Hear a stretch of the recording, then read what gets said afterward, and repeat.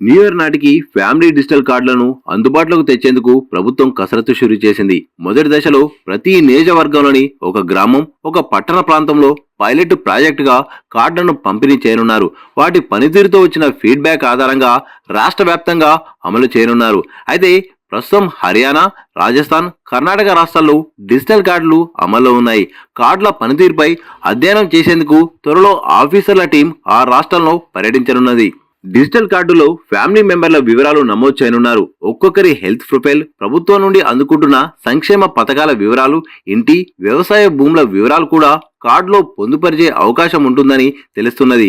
దీంతో ప్రతి ఫ్యామిలీకి సంబంధించిన పూర్తి డేటా ఒకే దగ్గర ఉండటం వల్ల వెల్ఫేర్ స్కీమ్స్ అమలు చేయడం సులువుగా ఉంటుందని ప్రభుత్వం భావిస్తుంది. ఈ డిజిటల్ కార్డులు భవిష్యత్తులో అర్హులైన వారికే సంక్షేమ పథకాలు అందజేసేందుకు ఒక ప్రామాణికంగా ఉండే ఛాన్స్ ఉంటుందని, లీకేజీ అరికట్టే అవకాశం